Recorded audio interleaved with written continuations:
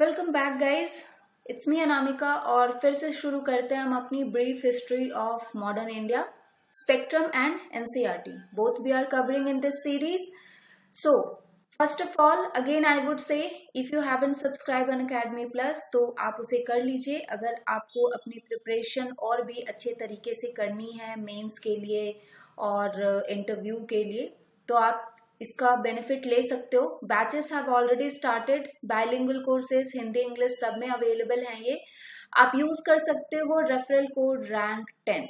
अगर आपको कोई भी डाउट होता है या कुछ भी ऐसा कुछ है तो आप अपनी क्यूरी भी यहाँ पे रख सकते हो, अगर आपको कुछ भी पूछना है या कुछ भी जानना है तो। Okay, so we are discussing advent of Europeans and consolidation of British power in India. So ये कंटिन्यू रहेगा, थोड़ा लंबा चैप्टर है जैसा कि मैंने आपको बताया था। तो हमने पिछले लेसन में क्या क्या डिस्कस किया था, हमने कुछ मेजर अप्रोचेस डिस्कस किए थे जो कि हमारे लिए हेल्पफुल हैं जानने में हिस्ट्री ऑफ मॉडर्न इंडिया के बारे में। उसके बाद हमने और भी बहुत सारी चीजें देखी थी, जैसे कि हमने advent of Europeans in India की जब शुरुआत करी थी तो हमने ये फिगर वगैरह से देखा था कैसे वास्को डी गामा जो है वो इंडिया में उन्होंने एक सी रूट की खोज करी थी और किस तरीके से ये जो है पुर्तगीज का जो है आगमन होता है इंडिया में एज अ ट्रेडर। उसके बाद हमने ये भी देखा था कि उन्होंने अपनी फैक्ट्री कहाँ पे स्टैब्लिश करी थी। कुछ क्वेश्चंस भी हमने देखे थे प्रीलिम्स और मेंस दोनों के। अब आगे बढ़ते हैं कि गवर्नर्स, तो मैंने यहीं पे आपको एंड किया था कि जब यहाँ पे इन्होंने अपनी एक फैक्ट्री स्टैब्लिश कर ली थी तो उसके लिए उनको था कि कोई एक गवर्नर या फिर कोई भी एक ऑफिशियल उनको वहां पे अपॉइंट करके देना था, जिससे कि वो उस पे नजर रख सके, अपनी कार्यकारिणी पे जो है वो नजर रख सके। तो जो पहले गवर्नर इन्होंने अपॉइंट किए थे वो थे आपके फ्रांसिस्को दे अल्मीरा। सो अल्मीरा के आने के बाद ऐसा कहा जाता है जो पोर्तुगीज गवर्नर ये लेके आए थे यहाँ पे जब अपनी कार्यकारिणी को, तो बहुत सारी चीजें जो है वो चेंज होनी शुरू हुई थी, जिसमें कि सबसे जो इम्पोर्टेंट है वो है आपका ब्लू वाटर पॉलिसी। ये एक न्यूली अपॉइंटेड गवर्नर थे जिन्होंने जो पोर्तुगीज की यहाँ इंडिया में जो चीजें रखी जानी थी कि किस तरीके से उनको जो मुस्लिम का जहाँ पे दबदबा था, जैसे कि एडन वाला एरिया, गल्फ ऑफ एडन है या गल्फ ऑफ हॉर्मुज है या मलक्का वाला एरिया जहाँ पे उन्होंने अपने आप को बहुत ज्यादा ऑक्यूपाई कर रखा था, तो उनको हटा के और अपना जो है वो कंसोलिडेशन और जो भी पोजीशन है वो उनको मतलब करनी थी। तो यहाँ पे अल्मीरा का विजन क्या था कि वो ये चाहते थे कि इंडियन ओशियन में उनको मास्टर हासिल करना है, मतलब इंडियन ओशियन पे उनको पूरा कंट्रोल हासिल करना है। उनका ये मानना था कि as long as you are powerful at the sea, तो आप पूरे इंडिया को, मतलब इंडिया क्या है, इंडिया एक हमारा ऐसा सब कॉन्टिनेंट है जिसका कि जो नीचे का एरिया, जो सदर्न पार्ट है हमारा, पेनिनसुलर पार्ट है, तीनों तरफ से जो है सी से घिरा हुआ है, तो उसे हम पेनिनसुला कहते हैं। तो ये जो पार्ट था उनका कहना था कि अगर आपने इंडियन ओशन को कवर कर लिया तो इंडिया अपने आप आपके कवर में आ जाएगा। सो ये जो ब्लू वाटर पॉलिसी थी, कार्टेज सिस्टम जिसे कहते हैं, ये फ्रांसिस्को दे अल्मेडा द्वारा लाया गया था। ये आपको याद रखना है एग्जाम पॉइंट ऑफ व्यू से। अब मैं आपको इस फिगर से समझाती हूँ कि क्या था।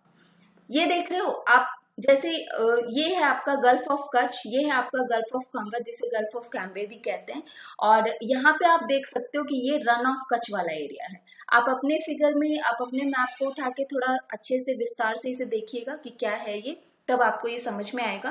1505 में जो पोर्चुगल किंग थे उन्होंने फ्रांसिस्को दे अल्मेडा को एज अ गवर्नर 3 साल के लिए यहाँ पे अपॉइंट किया था, और उनको ये कहा गया था कि आपको अपनी पोजीशन कंसोलिडेट करनी है इंडिया में पोर्चुगल की तरफ से। आपको ये जो मुस्लिम ट्रेडर्स हैं जिन्होंने एडन और हॉर्मुज और मलक्का वाला एरिया सीज कर रखा है, उससे आपको हटाना है।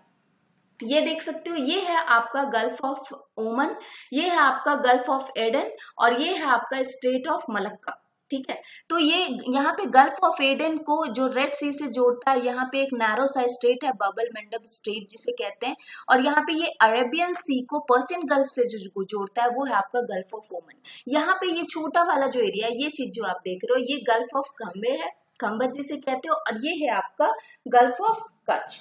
तो यहाँ पे ये सारी चीजें आपको जो है यहाँ पे मतलब ज्योग्राफी पॉइंट ऑफ व्यू से याद रखनी चाहिए। और मैं आपको यहाँ पे थोड़ा सा एक्सप्लेन भी कर देती हूँ, ठीक है। ज्योग्राफी अगर आपको यहाँ की बताऊं मैं, ये जो गल्फ ऑफ खंबत है ना, ये एक अरेबियन सी और वेस्टर्न कोस्ट वाला जो एरिया है, जो कि गुजरात वाला एरिया है, जिसे गल्फ ऑफ कैम्बे भी कहा जाता है। यहाँ पे दो रिवर जो हैं इस गल्फ में इवैक्यूएट होती हैं, और वो रिवर्स है नर्मदा और तापी। ये आपको बिल्कुल अच्छे से याद होना चाहिए। और ये जो है ऑलमोस्ट 80 माइल्स, अगर मैं गलत नहीं हूं तो 80 माइल्स तक ये स्ट्रेच होता है ये गल्फ। और उसके बाद ये जो खाड़ी है, ये जो काथियावर वाला पेनिनसुला है, वहां पे पूरा का पूरा स्प्लिट होता है।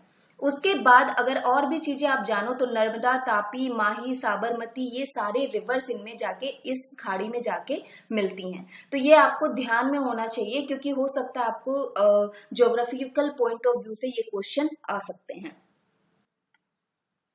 और हाँ, ये आपको अगर थोड़ा सा भी याद है तो रोरो फेरी सर्विसेज जो है वो 2017 में गल्फ ऑफ कमात में जो है वो शुरुआत हुई थी, roll on roll of service जिसे कहते हैं।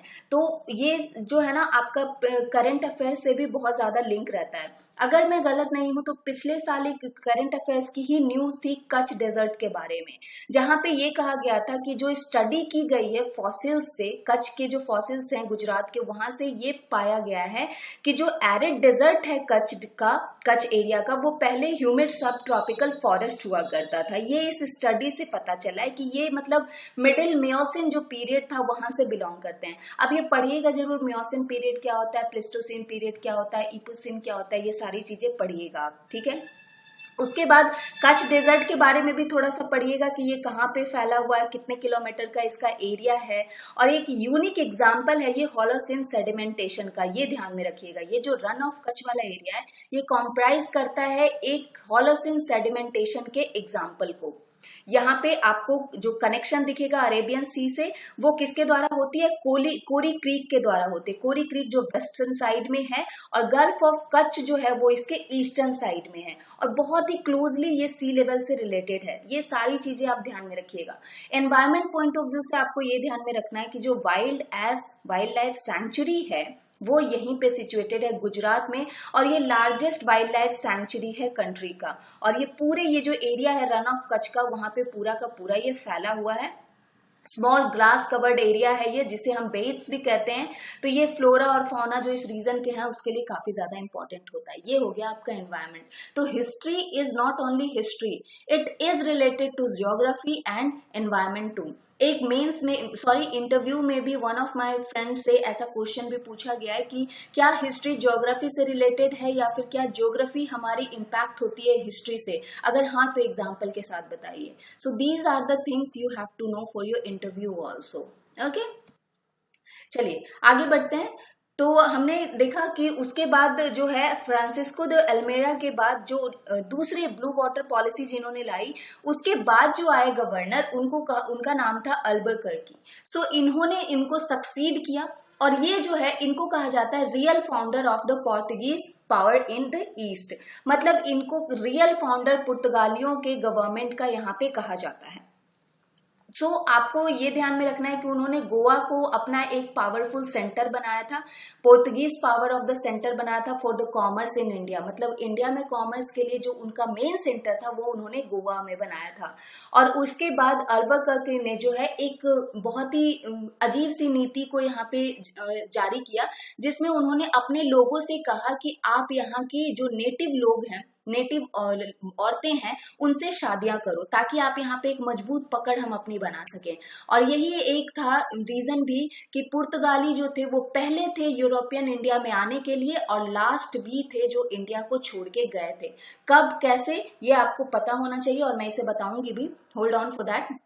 उन्होंने एक स्ट्रैटेजिक कंट्रोल जो है इंडियन ओशियन पे अपना एस्टैब्लिश किया, ताकि जो एंट्री है सी की वहां पे वो उसको कंट्रोल करके ट्रेड वाला जो एरिया है ना, ट्रेड वाली चीजों को वो कंट्रोल कर सकें। उन्होंने गोवा को जो है अक्वायर किया, किससे? सुल्तान ऑफ बीजापुर से इन 1510। ये भी एक क्वेश्चन बनेगा आपका, इसको ध्यान में रखिएगा कि अल्बुकर्क ने जो है गोवा को अक्वायर्ड किया था सुल्तान ऑफ बीजापुर से 1510 में। उसके बाद उन्होंने वहां पे किले बनाए और उसके बाद एक ट्रेडिंग पोस्ट के रूप में, एक परमानेंट नेवल बेस के रूप में उसको सेटअप करके दिया।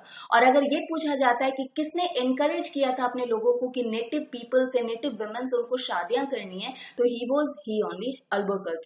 और he was the first to abolish the practice of sati also. तो ये भी ध्यान में रखिएगा कि सती प्रथा को हटाने वाले, उसको अबॉलिश करने वाले अल्बुकर्क थे। इस तरह के क्वेश्चन आप एक्सपेक्ट कर सकते हो। Who laid the foundation of Portuguese power in India? The real founder of Portuguese government in India was Alfonso de Albuquerque. अब ये भी आपको पूछा जा सकता है मेंस पॉइंट ऑफ व्यू से कि उनको हम कैसे कंसीडर कर सकते हैं as a real founder of Portuguese empire in India. इसको आप एक्सप्लेन करिए। तो इस तरीके की चीजें जो है आप ये सारे एग्जाम्पल देके एक्सप्लेन कर सकते हो। उन्होंने, अल्बुकर्क को ये रियलाइजेशन हो चुका था कि उनको जो है एक मोनोपोली जो है, कंट्रोल जो है इंडियन कॉमर्स की तभी मिल सकती है जब ये जो एडन वाला, गल्फ ऑफ एडन वाला एरिया है और गल्फ ऑफ हॉर्मुज वाला एरिया है, या फिर जो आपका स्ट्रेट ऑफ मलक्का है, उस पे जब तक नहीं रखेंगे वो कंट्रोल, तब तक यहाँ पे इंडियन ओशियन में उनका पकड़ होना नामुमकिन है। मतलब ये गल्फ ऑफ एडन और ये आपका हॉर्मुज वाला और ये, मतलब तीनों के तीनों अरेबियन सी और इंडियन ओशन दोनों को, इनको जो है वो कवर करना था। उन्होंने, उनके जो सक्सेसर थे अल्बुकर्क के बहुत सारे जो आए, उन्होंने दीव, दमन और बसीन और ये जो बॉम्बे वाला रीजन था, उनको भी उन्होंने बहुत ज्यादा अपने अंडर कंट्रोल में किया। और उसके बाद हुगली जो बंगाल का रीजन था, उनको उन्होंने अपने कंट्रोल में किया। और उसके बाद जो अरब्स थे उनको वहां से मतलब इंडियन ट्रेड से हटाने में इन्होंने जो है वो पकड़ किसी तरीके से हासिल कर ली थी। मूविंग ऑन फॉरवर्ड, उसके बाद जो गवर्नर आए उनका नाम था नीनू द कुन्हा। 1529 से 1538 तक इनका टाइम पीरियड था। उन्होंने अपना हेडक्वार्टर जो है कोचीन से गोवा की तरफ शिफ्ट किया था। तो ये भी ध्यान में रखिएगा अगर पूछा जाता है तो, कि who shifted the headquarter from Cochin to Goa, then he was Nino da Cunha. ठीक है। उसके बाद पोर्तुगीज स्टेट के बारे में अगर आप जानना चाहो तो कुछ चीजें हैं जो आपको मालूम होनी चाहिए। और ये ही जो थे, उन्होंने अक्वायर किया था ड्यू एंड बसीन को फ्रॉम बहादुर शाह ऑफ गुजरात। तो यहाँ जब बहादुर शाह जो थे गुजरात के, जो रूल कर रहे थे, उनसे लेने में उन्होंने काफी ज्यादा मदद करी थी। अब मैं आपको कुछ चीजें और बता दूं कि यहाँ पे ये जो साउथ वाला पार्ट था, ठीक है, मुंबई से दमन और दीव वाला पार्ट, या फिर जो गुजरात है, ये सारे जो नैरो रीजन्स थे वो कंट्रोल हो रहे थे। मतलब एक इम्पॉर्टेंट पोर्ट्स यहाँ पे मौजूद थे, बहुत सारे टाउन्स, बहुत सारे विलेजेस यहाँ पे मौजूद थे, तो उनको कंट्रोल करना बहुत ज्यादा जो है वो जरूरी था। उसके बाद इन्होंने मैंगलोर, कन्नौर, कोचीन, कैलिकट, ये सारे रीजन को जो है यहाँ पे अपने अंडर लाना शुरू किया। लेकिन मालाबार रीजन जो है इनके कंट्रोल में नहीं था। उन्होंने अपना एक मिलिट्री पोस्ट और सेटलमेंट जो है ईस्टर्न साइड में रखना शुरू किया, जिसमें से कि सैनथोम जो है चेन्नई में, वहां पे उन्होंने स्टैब्लिश किया, और नागापट्टनम जो आंध्र प्रदेश में है वहां पे इन्होंने स्टैब्लिश किया। तो जब 16th सेंचुरी के लगभग ना, यहाँ पे इन्होंने अपना जो वेल्थ है वो काफी ज्यादा बढ़ा लिया था, और जो वेस्ट बंगाल का हुगली वाला रीजन है वहां पे इन्होंने अपने आप को काफी ज्यादा जो है वो स्टैब्लिश कर लिया था। तो जो भी एम्बेसडर्स थे या जो भी यहाँ पे आ रहे थे, मेजर किंगडम जो इस समय इंडिया में रूल कर रहे थे, उन्होंने मतलब एक्सचेंज करना अपने आप को शुरू किया। ट्रीटी साइन होने लगे, मतलब गोवा और डेक्कन सुल्तान के बीच में ट्रीटी साइन हुआ, और इस तरीके की चीजें जो है वो होने लगी थी। विजयनगर और डेक्कन सुल्तान के बीच में बैटल्स भी हुए थे, मतलब पावर को बैलेंस करने के लिए। फिर उनके बाद उनके बिटवीन ट्रीटीज साइन होने लग गई थी। तो आपको इंटरेस्टिंगली ये जानना बस जरूरी है कि जो पुर्तगाली हैं वो पहले यूरोपियन थे इंडिया में आने के लिए, और लास्ट भी थे जो इंडिया को छोड़ के गए। उन्होंने मतलब डेक्कनीज से भी मतलब उलझे वो, मुगल से भी उलझे वो, और उसके बाद मुगल और मराठास के बीच में भी उन्होंने बहुत ज्यादा मतलब एक कॉन्फ्लिक्ट पैदा किया। तो इस तरीके से मतलब जब तक इंडियन गवर्नमेंट ने गोवा को रिकैप्चर नहीं कर लिया, दमन एंड दीव को उनसे छीन नहीं लिया, तब तक वो इंडिया से नहीं गए थे। वो गए कब थे? 1961 में। अब अगर पोर्तुगीज स्टेट ऑफ गवर्नमेंट की बात करते हो तो यहाँ पे पोर्तुगीज ने बहुत ज्यादा रीजन को जो है वो कंट्रोल कर रखा था। यहाँ पे जैसे कि इनका जो बहुत सारा कोस्टल अराउंड जो गोवा का जो कोस्ट था सम 60 माइल्स वाला एरिया वो इन्होंने कंट्रोल कर रखा था। फिर उसके बाद वेस्टर्न कोस्ट मुंबई से दमन एंड दीव का जो था वहां पे इन्होंने कंट्रोल कर रखा था। साउथ में ये मैंगलोर, कन्नौर, कोचीन और कैलिकट तक फैले हुए थे। उसके बाद अब अगर आप एडमिनिस्ट्रेशन की बात करते हो कि इनका एडमिनिस्ट्रेशन कैसा था, तो सबसे पहले रिलीजियस पॉलिसी की हम बात करते हैं। तो इनकी जो रिलीजियस पॉलिसी थी ना वो ये टॉलरेंट नहीं थी, ये बहुत ज्यादा इनटॉलरेंट पॉलिसी थी इनकी, खासकर मुस्लिमों के लिए।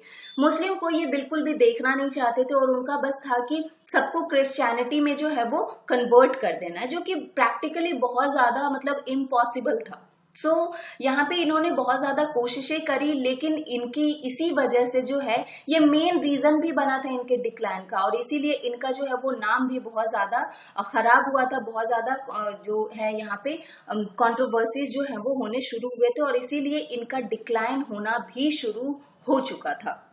अब यहाँ पे सितंबर 1579 में क्या हुआ कि जब अकबर ने एक लेटर फॉरवर्ड किया था, जस्ट टू नो, आपको ये जानना चाहिए कि आप दो अपने जो है प्रीस्ट उनको हमारे पास भेजो, तो ये लोग बहुत खुश हुए थे पुर्तगाली कि भाई अब तो हम अपने मतलब क्रिश्चियनिटी को मतलब बहुत ज्यादा फैला सकेंगे। इनफैक्ट हम एम्परर जो है, जो शाहजहां है, उसको भी हम मतलब क्रिश्चियनिटी में कन्वर्ट कर पाएंगे। लेकिन ये चीजें इनकी यहीं की यहीं रह गई, ऐसा कुछ हो नहीं पाया।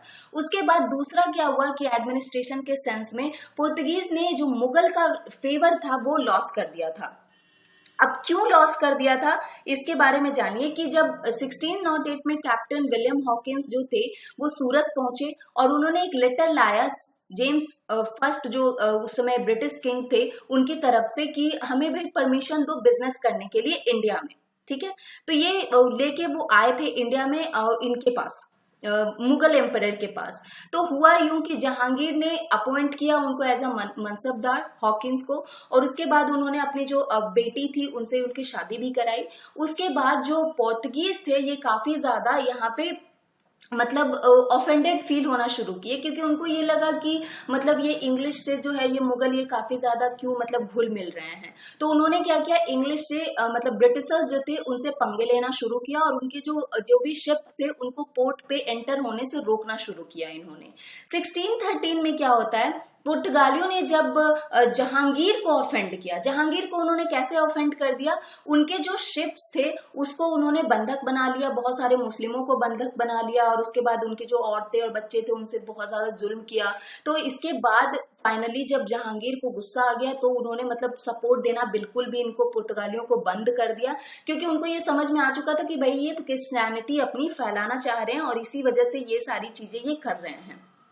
तो ये फाइनली शाहजहां का टाइम आया था, जब शाहजहां टाइम चल रहा था तो जो पुर्तगाली जो एंजॉय कर रहे थे ना इनका मतलब जो उनको सहायता मिल रही थी मुगलों से वो फाइनली लॉस्ट हो चुका था जहांगीर का टाइम आते आते। उसके बाद कैप्चर ऑफ हुगली, हुगली को कैप्चर कर लिया ब्रिटिशर्स ने, किसकी मदद से, मुगलों की मदद से। तो इसलिए जब हुगली इनके हाथ से चला गया तो क्योंकि ये एक बहुत इंपॉर्टेंट ट्रेडिंग सेंटर था तो इसके जाने से इनकी मतलब आप कह सकते हो कि एक रीढ़ की हड्डी जो टूटना कहते हैं ना वो इनका होना शुरू हो गया था। अब यही इनका डिक्लाइन होना शुरू होता है। क्या क्या फैक्टर्स थे रिस्पॉन्सिबल ये हम देखते हैं। सबसे पहले तो क्रिश्चियनिटी, मतलब पुर्तगाली जो है वो बहुत ज्यादा क्रूअल ट्रीटमेंट रखते थे अपने नेटिव सब्जेक्ट के लिए, मतलब अगर क्रिश्चियन है तो क्रिश्चियनिटी को फैलाना और इस तरीके की चीजों के लिए उन्होंने बहुत ज्यादा जो उनका डिजायर था कि सारे सब्जेक्ट्स जो है हमारे उसको क्रिश्चियनिटी में कन्वर्ट कर देना है, भले ही तलवार की नोक पर ही सही लेकिन कर देना है।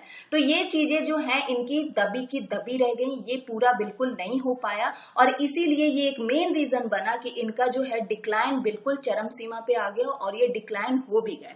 दूसरी बात कि इन्होंने जो लोकल एडवांटेज इनको मिल रहा था पुर्तगालियों को वो कम होनी इसलिए शुरू हो गई क्योंकि रीजनल पावर्स जो है वो उभरनी शुरू हो गई थी। जैसे कि डिनास्टीज बहुत सारी इजिप्ट में इमर्ज होने लग गई, पर्सिया में, नॉर्दर्न इंडिया में, और बहुत सारे मराठास के जो पावर्स थे जो इनके इमीडिएट नेबर थे वो काफी ज्यादा पावरफुल होने शुरू हो गए थे। रिलीजियस पॉलिसी हमने डिस्कस कर ही लिया, जो कि मेन रीजन था कि ये ज्यादा लंबा सरवाइव नहीं कर सके। और उनके ट्रेड प्रैक्टिसेस में भी ना ऑनेस्टी नहीं थी, बहुत ज्यादा डिसऑनेस्ट थे ये। इन्होंने फिर उसके बाद क्या किया, जब इनको कुछ भी नहीं सूझी तो इन्होंने अपना पूरा फोकस जो है वो ब्राजील की तरफ डाइवर्ट कर दिया, वेस्ट की तरफ पूरा डाइवर्ट कर दिया, अपने आप को वहां पे कॉलोनाइज करना शुरू कर दिया, क्योंकि इनको पता चल चुका था कि अब इंडिया में इनकी दाल गलने वाली है नहीं। और ऊपर से बहुत सारे नेटिव पावर्स भी इमर्ज हो रहे थे।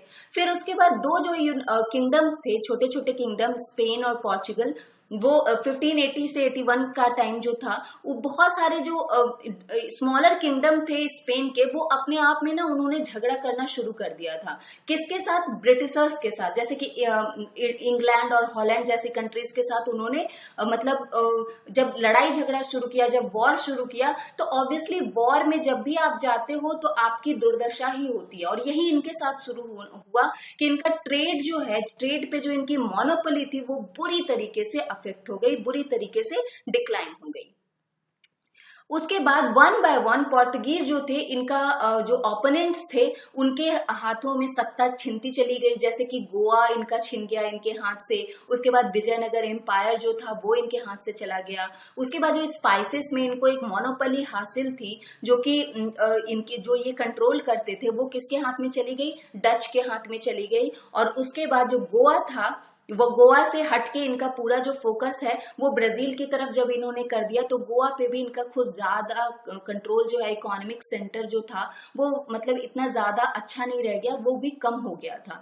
उसके बाद मराठास ने भी इन्वेड कर दिया था जब गोवा को, तो गोवा भी फाइनली इनके हाथ से जो है वो हट गया था 1683 के टाइम आते आते। तो ये सारी चीजें थे जो इनके डिक्लाइन के लिए रेस्पॉन्सिबल थे।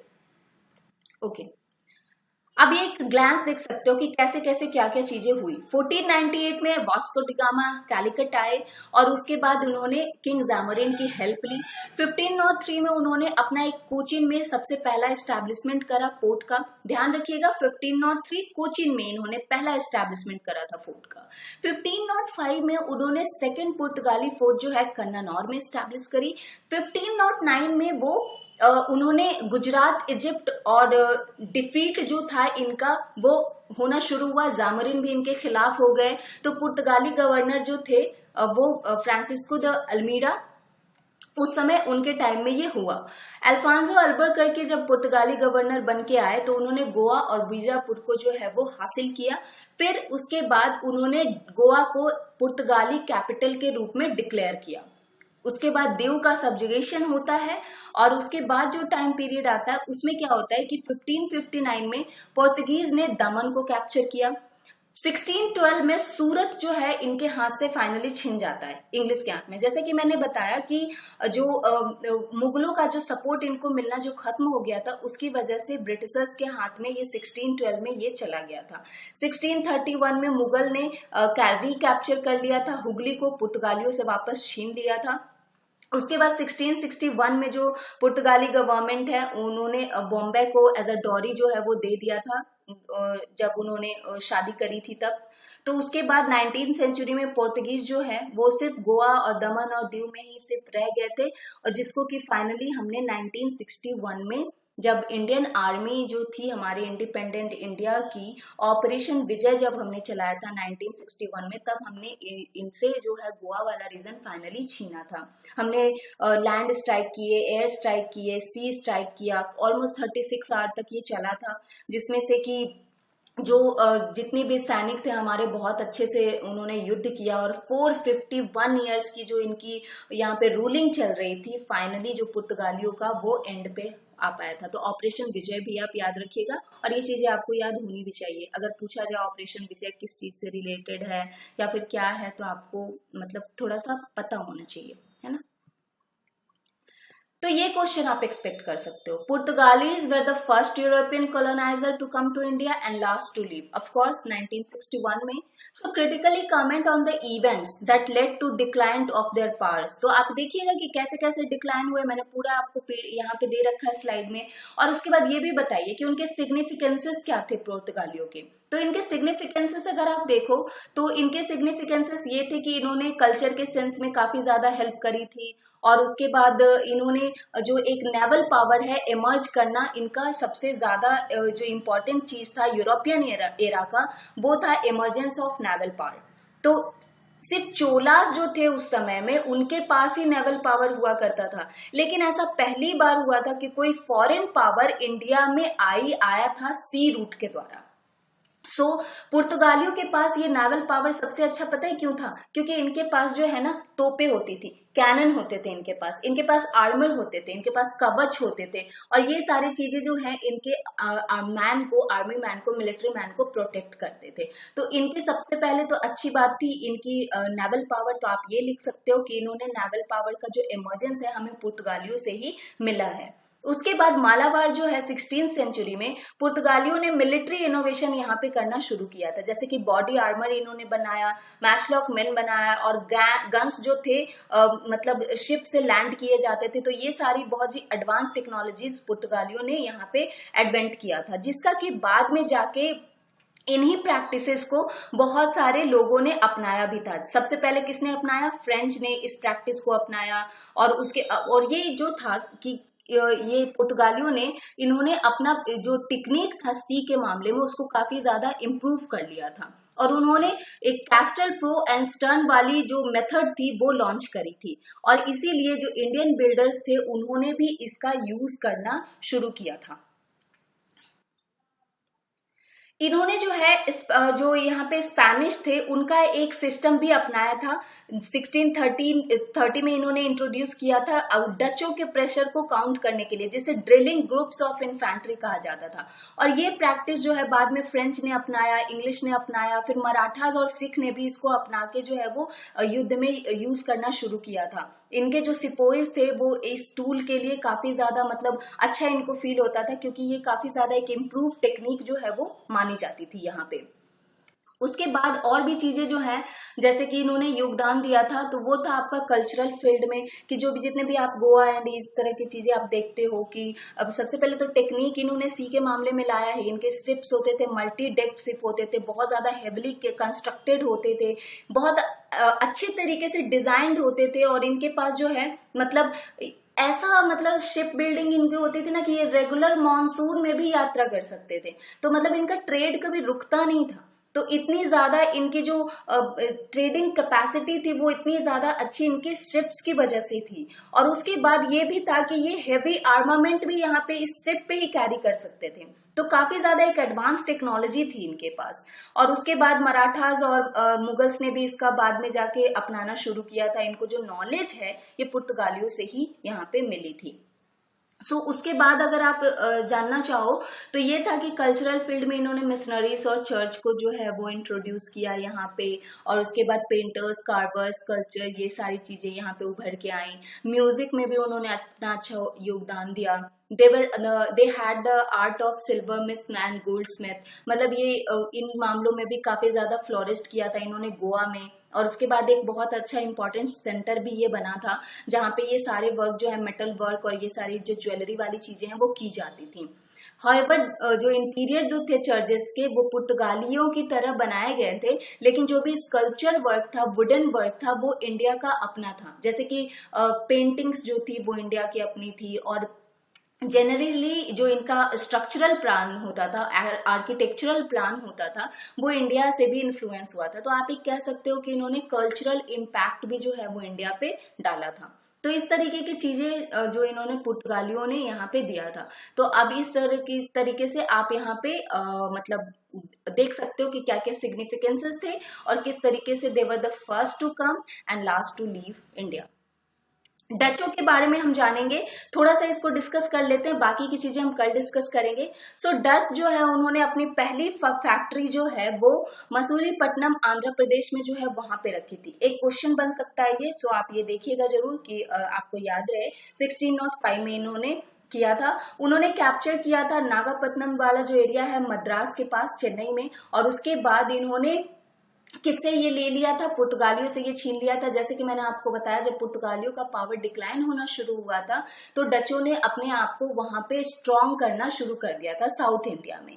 सो यहाँ पे जो मेन फीचर था डच ट्रेड का इंडिया में या साउथ ईस्ट एशिया में, वो मेनली किसके साथ था? वो था उनका कॉन्फ्लिक्ट पुर्तगालियों और इंग्लिश मर्चेंट्स के साथ। उनकी जो रेवालरी चल रही थी इंग्लिशेस के साथ, वो काफी ज्यादा बिटर थी। पुर्तगालियों से भी थी उनकी, लेकिन जो ब्रिटिशर्स थे उनसे काफी ज्यादा जो है यहाँ पे राइवलरी इनकी चलती रहती थी। उनके जो थे पॉलिसी, वो दो मोटिव्स पे इन्फ्लुएंस होती थी। एक तो उनका ये था कि उनको पुर्तगालियों से रिवेंज लेना है। रिवेंज उनको क्यों लेना था डचों को पुर्तगालियों से? क्योंकि वो अलाय थे स्पेन के। अब अलाय से मतलब स्पेन से इनकी क्या दुश्मनी थी? क्योंकि उन्होंने डचों के इंडिपेंडेंसी में काफी ज्यादा दिक्कतें पैदा करी थी स्पेन ने, और स्पेन क्या था? अलाय था इनका पुर्तगालियों का। तो इस वजह से पुर्तगालियों से इनकी जो है वो दुश्मनी होती थी। अब यहाँ पे होता है ना कि चाइना को अमेरिका से क्यों है, मतलब दुश्मनी क्यों है? क्योंकि साउथ कोरिया जो है वो अलाय है यहाँ का। उन्होंने अपना जो है एंटी बैलिस्टिक मिसाइल वहां पे बिठा रखा है।